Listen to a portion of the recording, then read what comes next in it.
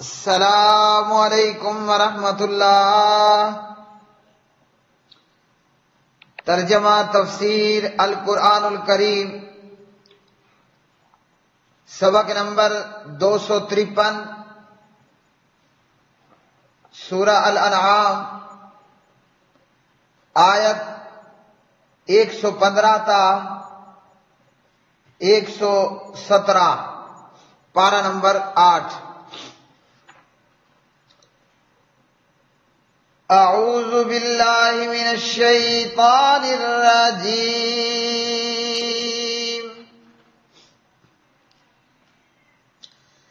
وَتَمَّتْ كَلِمَةُ رَبِّكَ صِدْقًا وَعَدْلًا لَا مُبَدِّلَ لِكَلِمَاتِهِ وَهُوَ السَّمِيعُ الْعَلِيمُ۔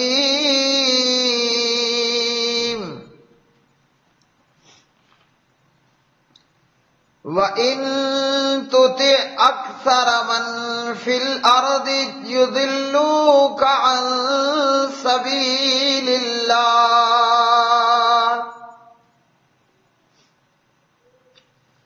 إِن يَتَّبِعُونَ إِلَّا الظَّنَّ وَإِنْ هُمْ إِلَّا يَخْرُصُونَ۔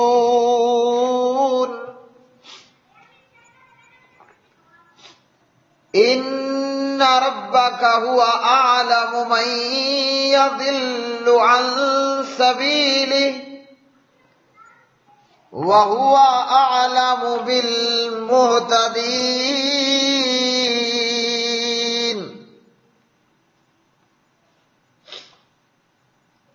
اور تیرے رب کی بات سچ اور انصاف کے اعتبار سے پوری ہو گئی، اس کی باتوں کو کوئی بدلنے والا نہیں، اور وہی سب کچھ سننے والا، سب کچھ جاننے والا ہے۔ اور اگر آپ ان لوگوں میں سے اکثر کا کہنا مانیں گے جو زمین میں ہیں، تو وہ آپ کو اللہ تعالی کی راہ سے بھٹکا دیں گے۔ وہ تو گمان کے سوا کسی چیز کی پیروی نہیں کرتے، اور وہ اس کے سوا کچھ نہیں کہ اٹکل دوڑاتے ہیں۔ بے شک تیرا رب ہی خوب جاننے والا ہے جو اس کے راستے سے بھٹکتا ہے، اور وہی ہدایت پانے والوں کو خوب جاننے والا ہے۔ وَتَمَّتْ، اور مکمل ہو گئی، کلمۃ، بات، ربی کا، آپ کے رب کی، صدقاً، سچائی کے لحاظ سے، وعدلاً، اور عدل کے لحاظ سے، لا مبدلہ، نہیں ہے کوئی تبدیل کرنے والا، لکلمات ہی، اس کی باتوں کو، وہو، اور وہ، السمیع، خوب سننے والا، العلیم، خوب جاننے والا ہے۔ وَإِن، اور اگر تُطِعْ، آپ اطاعت کریں، اکثرا، زیادہ کی، من، ان میں سے جو، فی الارض، زمین میں ہیں، یضلوک، تو وہ بہکا دیں گے آپ کو، عن سبیل اللہ، اللہ تعالیٰ کے راستے سے۔ ان یتبعون، نہیں وہ پیروی کرتے، الا، مگر، الظن، گمان کی، وَإِن، اور نہیں ہیں، ہم وہ، الا، مگر، یخرصون، اٹکل پچو لگاتے۔ ان، یقیناً، ربا کا، آپ کا رب، ہوا وہ، اعلم، خوب جانتا ہے، من، اس کو جو، یضل، بہکتا ہے، عن سبیلہ، اس کی راہ سے، وہو، اور وہ، اعلم، خوب جانتا ہے، بالمہتدین، ہدایت یافتوں کو، یعنی ہدایت یافتہ لوگوں کو۔ پیارے بھائیوں اور میری بہنوں، آج کا یہ سبق قرآن مجید فرقان حمید کی یہ آیات بینات، ان آیات بینات میں اللہ رب العالمین فرماتے ہیں تیرے رب کی بات، تیرے رب کے کلمات سچ ثابت ہو گئے اور انصاف کے اعتبار سے پوری ہو گئی۔ تمہارے رب کی بات سچ اور انصاف کے اعتبار سے پوری ہو گئی، اور اللہ کی باتوں کو کوئی بدلنے والا نہیں ہے۔ یہاں کلمہ اور کلمات سے مراد قرآن پاک ہے، یعنی قرآن پاک معجزہ ہونے اور آپ کی نبوت کے سچا ہونے کی دلیل کے لیے کافی ہے۔ اور اسی طرح اللہ تعالیٰ کی باتوں کو کوئی بدلنے والا نہیں ہے، یعنی ان کے اس قسم کے شبہات قرآن پاک کے معجزہ ہونے پر اثر انداز نہیں ہو سکتے، اور نہ ہی قرآن مجید نے جن باتوں میں حکم دیا اور جن باتوں میں منع کیا ان میں ترمیم ہو سکتی ہے۔ جیسے تورات میں، انجیل میں تحریف ہوئی، قرآن مجید کے اندر اس طرح تحریف نہیں ہو سکتی۔ اس لیے اللہ کا قرآن ڈے ون سے لے کر، پہلے دن سے لے کر آج بھی اسی طرح پاک اور صاف اور نہ بدلنے والا، نہ بدلا جانے والا، بلکہ جیسے جبرائیل علیہ السلام لے کر آئے قرآن مجید کا ایک ایک حرف بعین ہی اسی طرح موجود ہے۔ پھر اللہ رب العالمین فرماتے ہیں اگر آپ نے زمین میں موجود لوگوں میں زیادہ اکثر لوگوں کی پیروی کر لی اور ان کی اطاعت کر لی تو یہ راستے سے، ہدایت کے راستے سے بھٹکا دیں گے۔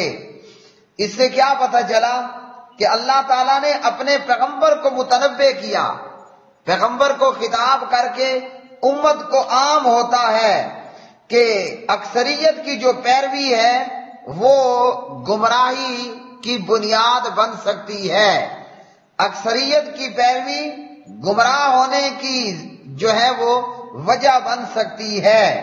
اور یہ لوگ جو اکثریت میں ہیں سوائے اپنے اٹکل پچوؤں کے، تکے اور گھڑنتوں کے سوا ان کے پاس اور کچھ بھی نہیں ہے۔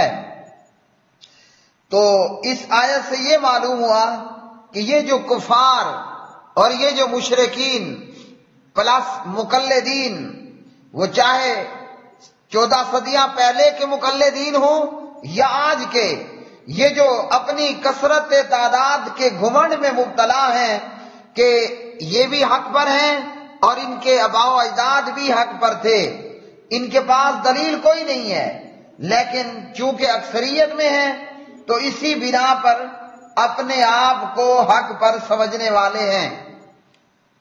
اور بدر کے اندر مسلمان مجاہد وہ 313 کے لگ بھگ ہیں، اور ان کی تعداد کافروں کے مقابلے میں نہ ہونے کے برابر، اور ابو جہل اینڈ کمپنی ان کی تعداد بدر کے میدان میں 950 ہے۔ تو مسلمان کافروں سے کہیں تعداد کے اندر کم، اور یہی معاملہ جو ہے وہ اس سے پہلے جناب طالوت علیہ السلام کے ساتھ بھی تھا کہ طالوت جسے اس کی قوم کا بادشاہ بنایا گیا، اور جب طالوت اپنے لشکر کو لے کر چلتا ہے تو طالوت کے ساتھ میدان میں لڑنے والا، جناب طالوت کی سربراہی میں لڑنے والا جو لشکر تھا وہ بھی 313 تھا، جبکہ مقابلے میں جالوت کافر، اس کا لشکر طالوت کے لشکر سے کئی گنا زیادہ تھا۔ لیکن جب مقابلہ ہوتا ہے تو کیا ہوتا ہے، اگر طالوت کے لشکر کو ہم دیکھیں اور مقابلے میں کافر جالوت کا لشکر دیکھیں تو طالوت کا لشکر جالوت کے لشکر کے مقابلے میں برائے نام تھا، لیکن فتح کسے نصیب ہوئی؟ وہ طالوت کے لشکر کو نصیب ہوئی، اور ان لوگوں نے کامیابی حاصل کی اور جالوت کا لشکر وہ شکست سے دوچار ہوا۔ اللہ سبحانہ و تعالی طالوت اور جالوت کے قصے میں ارشاد فرماتے ہیں، کم من فئۃ قلیلۃ غلبت فئۃ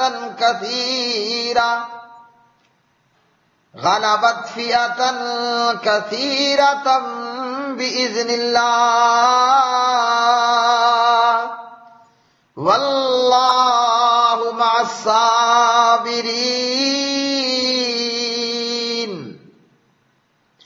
کئی بار چھوٹی سی جماعت اللہ کے حکم سے بڑی جماعت پر غالب آئی ہے، اور اللہ تعالی صبر کرنے والوں کے ساتھ ہے۔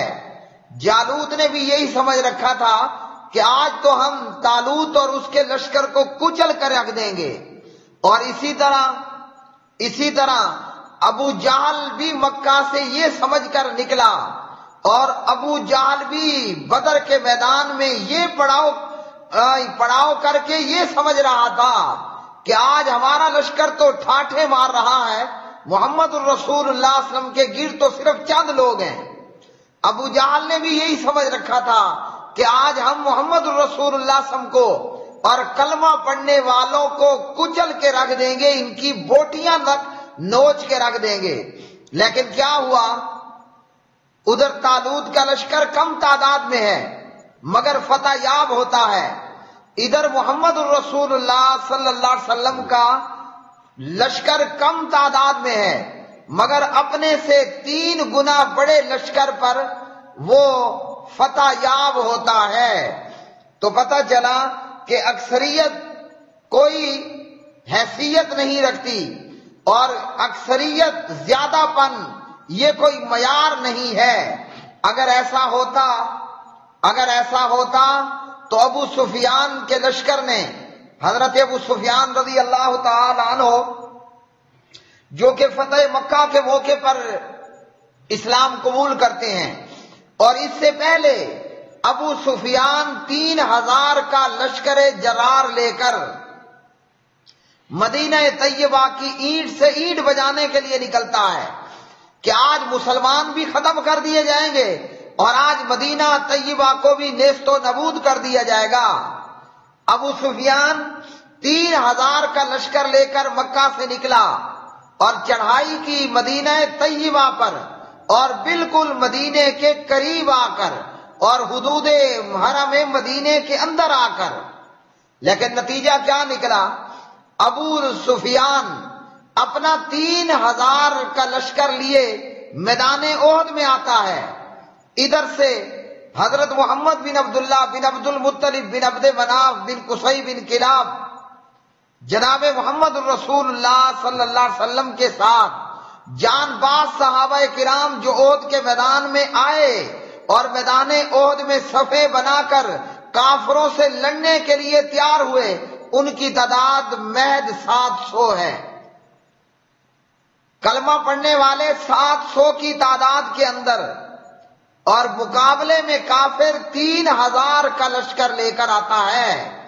لیکن فتح و کامرانی کس کی ہوئی؟ کلمہ پڑھنے والوں کی ہوئی۔ ابو سفیان یہ ارادہ لے کر آیا تھا کہ آج پیغمبر اسلام کو مار ڈالا جائے گا، آج مدینہ طیبہ کی اینٹ سے اینٹ بجائی جائے گی، اور مکہ سے مدینہ اتنا لمبا سفر کر کے آیا، اور ساتھ میں اپنے گھوڑوں کو جو ہے وہ بغیر سواری کیے ہوئے ساتھ لے کر آئے کہ تاکہ گھوڑے جنگ کے میدان میں پوری طرح دشمن کے اوپر حملہ آور ہو سکیں۔ اور ساتھ میں ابو سفیان لوگ اپنے ساتھ بہت ساری خواتین کو بھی لے کر آئے، لیکن اتنا بڑا لشکر اور اتنی بڑی تعداد مکی لشکر کی 3000، لیکن یہ لشکر ناکام اور نامراد لوٹا، اور نہ تو نبی علیہ الصلوۃ والسلام کو یہ لوگ آپ کی جان نہ تو لے سکے، نہ مدینہ طیبہ کو نیست و نابود کر سکے۔ اللہ نے اپنے پیغمبر کو بھی محفوظ رکھا اور مدینہ کے باقیوں کو بھی محفوظ رکھا، سوائے اس کے کہ چند تیر انداز صحابہ کرام رضوان اللہ علیہ مجمعین کی خطا کے وجہ سے آپ صلی اللہ علیہ وسلم کے دانت مبارک شہید ہوئے، آپ صلی اللہ علیہ وسلم زخمی ہوئے، اور پیارے نبی علیہ الصلوۃ والسلام کی قتل کی افواہ پھیلی۔ احد کے میدان میں آپ کو لگنے والے زخم حضرت علی بن ابی طالب علیہ السلام نے پانی ڈالا، اور آپ صلی اللہ علیہ وسلم کی لخت جگر سیدہ فاطمہ علیہ السلام نے آپ صلی اللہ علیہ وسلم کے زخموں کو دھویا، اور جب پانی پڑنے سے زخم سے خون اور زیادہ نکلنے لگا تو جناب حضرت فاطمہ علیہ السلام نے کپڑے کو آگ لگا کر اس سے پیارے نبی علیہ السلام کے زخم پہ رکھا، اور پھر آپ صلی اللہ علیہ وسلم کا خون رکا۔ لیکن 3000 کا لشکر نہ تو پیغمبر اسلام کی نعوذ باللہ جان لے سکا اور نہ مدینہ طیبہ کو تباہ کر سکا۔ تو یہ تمام دلائل ان مقلدوں کے رد میں ہیں جو آئے دن سواد اعظم ہونے، بڑی جماعت ہونے کے گھمنڈ میں رہتے ہیں، سمجھتے ہیں کہ ہم بڑی جماعت ہیں اور ہم حق پر ہیں۔ اگر بڑی جماعت کا حق پر ہونا کوئی دلیل اور معیار ہوتا، بدر میں 313 شکست کھا جاتے اور ابو جہل فتح یاب ہو جاتا۔ اگر بڑی جماعت کا ہونا کوئی اہل حق ہونے کی دلیل ہوتا، جالوت فتح یاب ہوتا اور طالوت کو شکست ہو جاتی۔ اگر بڑی جماعت کا ہونا اہل حق ہونے کی نشانی ہوتا تو احد کے میدان میں نبی علیہ الصلوۃ والسلام کی جان چلی جاتی اور آج مدینہ طیبہ کا نام و نشان پیچھے موجود نہ ہوتا۔ لیکن کیا ہوا کہ بڑی جماعت کا کھانا خراب ہوا اور چھوٹی جماعت وہ فتح کامرانی کو پا لیتی ہے۔ تو فرمایا کہ پیغمبر اگر آپ نے اکثریت کی پیروی کر لی تو یہ کیا ہوگا، اللہ کی راہ سے آپ کو بھٹکا دیں گے۔ پتہ چلا کہ اکثریت کے پیچھے نہیں چلنا، بلکہ حدیث کے مطابق طوبیٰ للغرباء، اجنبیوں اور غریبوں اور کم لوگوں کے لیے خوشخبری ہے۔ دلیل کی پیروی کرنی ہے، اکثریت کی پیروی نہیں کرنی۔ اب میرے سننے والے میرے بھائی اور میری بہنیں کہیں گی کہ جناب وہ تو پیغمبر تھے، وہ تو صحابہ کرام تھے۔ یہاں بریکٹ میں اتنا بتا دوں، ہم نے پیغمبر کو اور صحابہ کرام کو فالو کرنا ہے، ہم نے گرو نانک کو فالو نہیں کرنا۔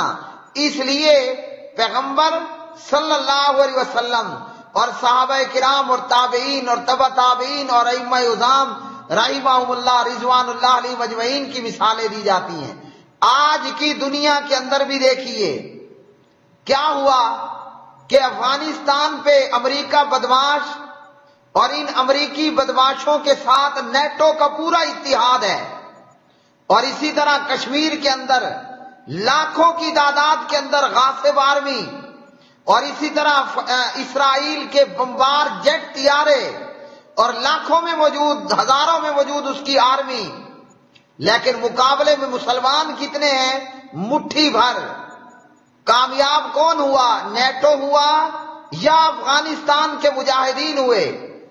مٹھی بھر مجاہدین کی جماعت اور پورا ایک سفید ریچھ رشیا اور روس، جس کے پاس لڑائی کے ساز و سامان کی بھرمار ہے اور لڑنے والے تربیت یافتہ لوگوں کی ایک پوری جو ہے وہ لشکر جرار ہے، لیکن کامیاب کون ہوئے؟